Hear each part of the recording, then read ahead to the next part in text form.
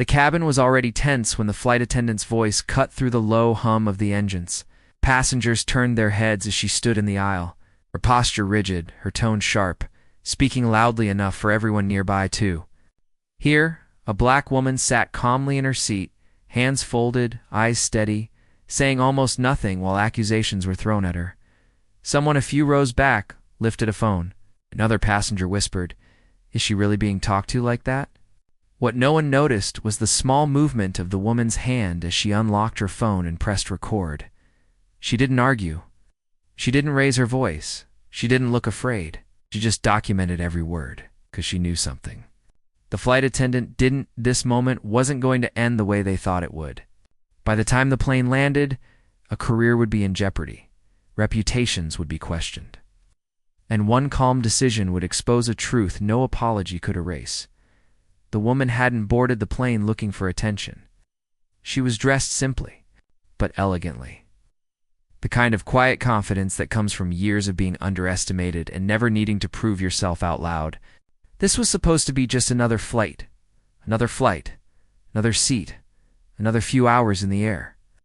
But experience had taught her something important. When you're a black woman in spaces where power is uneven, your silence is often mistaken for weakness. She had seen it before, felt it before, and learned how quickly situations could shift when assumptions took over. Around her, passengers settled in, unaware that a routine flight was about to turn into a lesson in accountability. Somewhere up front, an airline executive was traveling like any other passenger, expecting an uneventful journey.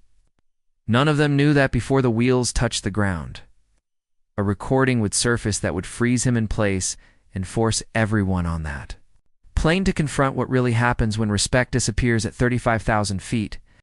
The flight had barely reached cruising altitude when the tension began to ripple through the cabin.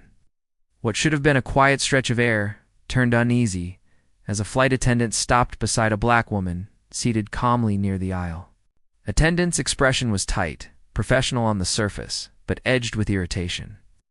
At first, her words were clipped and formal, asking about a bag placement, a phone setting. Something small enough that most passengers wouldn't normally notice. But then her tone changed. It grew louder, sharper. Heads began to turn. The woman looked up slowly, composed, answering softly, never matching the volume directed at her. The attendant leaned closer, repeating herself with unnecessary force, as if authority alone would settle the matter. A few passengers exchanged glances, sensing something was off. This wasn't about rules anymore. It felt personal. The woman adjusted her posture, reached for her phone, and held it low, discreetly, pressing record. She had learned long ago that calm doesn't always protect you, but evidence does. And this was only the beginning. As the minutes passed, the interaction grew more uncomfortable. The flight attendant continued speaking as if the woman were a problem that needed to be corrected rather than a passenger deserving respect. Her voice carried down the aisle now, pulling strangers into a situation they hadn't asked to witness. One passenger shifted uncomfortably in their seat. Another pretended to scroll through their phone, listening anyway. The woman remained composed, responding politely, asking simple questions, requesting clarity. But the attendant wasn't interested in dialogue. She interrupted, dismissed, and spoke over her, using phrases that felt loaded, familiar, and painfully unnecessary. The woman's phone kept recording, capturing every word, every pause, every raised syllable. This wasn't about defiance. It was about protection. She knew how quickly stories could be twisted once authority stepped in. Without proof.com, people are often painted as difficult. The attendant finally stepped back, clearly frustrated that the woman wasn't reacting the way she expected. What she didn't realize was that her own voice, sharp, public, unfiltered, was now permanently documented. The situation escalated when the flight attendant returned, this time no longer alone. Her body language had changed, more confident. Now, almost triumphant. She announced that the issue would be reported, that consequences would follow, that cooperation was no longer optional. The words were heavy, threatening, meant to intimidate. Nearby passengers leaned in, curiosity overpowering, discomfort.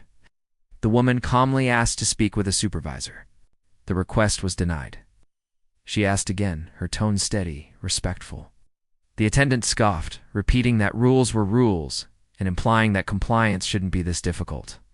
The woman nodded slowly, as if confirming something internally. Her phone continued recording, capturing not just the words but the imbalance of power in the exchange. She wasn't angry. She wasn't scared. She was prepared. When the attendant finally walked away, the cabin buzzed with quiet whispers. Some passengers sided with authority without knowing the facts. Others sensed injustice but stayed silent. The woman remained still, eyes forward, knowing the most important part of the story hadn't happened yet. A shift in energy swept through the cabin when a senior airline executive emerged from first class. His presence alone commanded attention. Conversations hushed. The flight attendant stood straighter as she began explaining the situation. Speaking quickly, selectively, shaping the narrative in her favor, the executive listened with a neutral expression, nodding occasionally, already forming conclusions. He turned to the woman, his tone polite but distant, asking if she understood the airline's policies. She nodded and replied softly that she did. There was no defensiveness in her voice, no urgency to explain herself. That unsettled him. Used two emotional reactions, he wasn't prepared for restraint.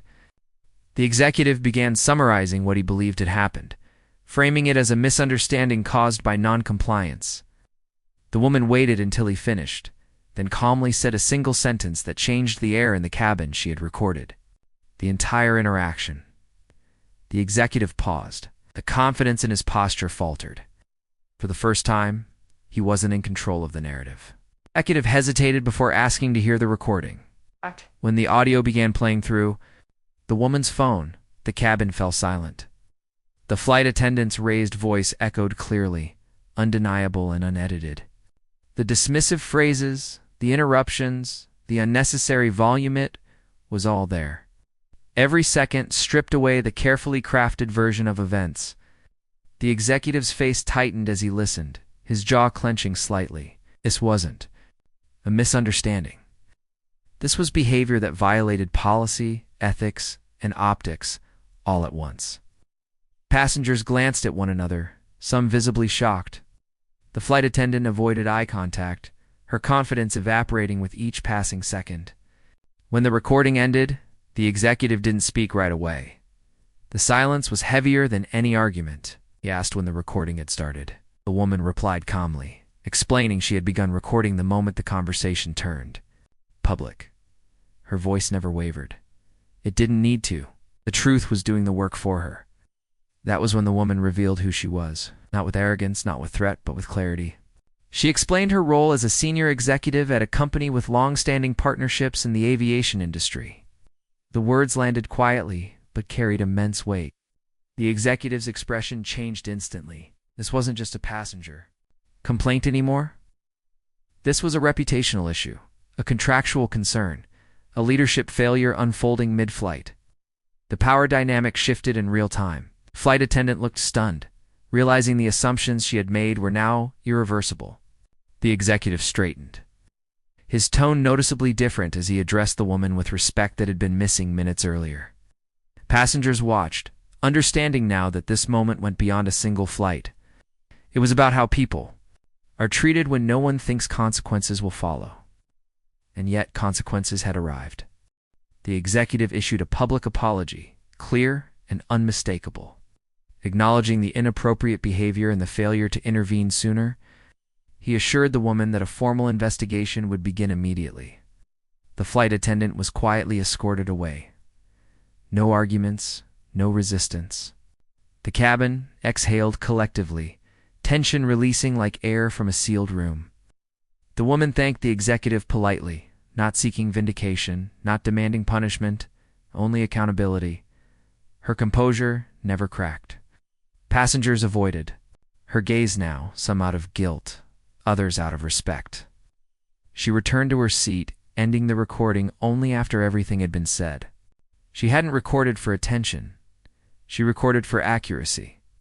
And accuracy had spoken louder than any raised voice ever could. As the flight continued, the woman looked out the window, watching clouds drift by, already moving on.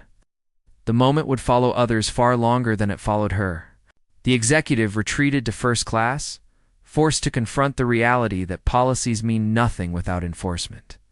The passengers returned to their routines, but the atmosphere had changed. The lesson had been delivered at 35,000 feet about respect, about assumptions, about the quiet power of preparation. The woman never raised her voice. She never needed to. She allowed the truth to exist exactly as it happened. And in doing so, she reminded everyone on that plane that dignity doesn't demand attention. It demands accountability. Sometimes, all it takes is pressing record and letting reality speak for itself. As the plane descended and the seatbelt sign flickered on, there was no applause, no dramatic confrontation, no final argument to settle the moment. The woman remained in her seat, calm and composed, as if nothing extraordinary had happened. But everyone on that flight knew otherwise. What unfolded in the air wasn't just an uncomfortable incident, it was a quiet exposure of how quickly respect can disappear when assumptions take over, and how powerful the truth becomes when it's preserved. She didn't record out of anger or revenge. She recorded because experience had taught her that voices like hers are often questioned, minimized or rewritten after the fact.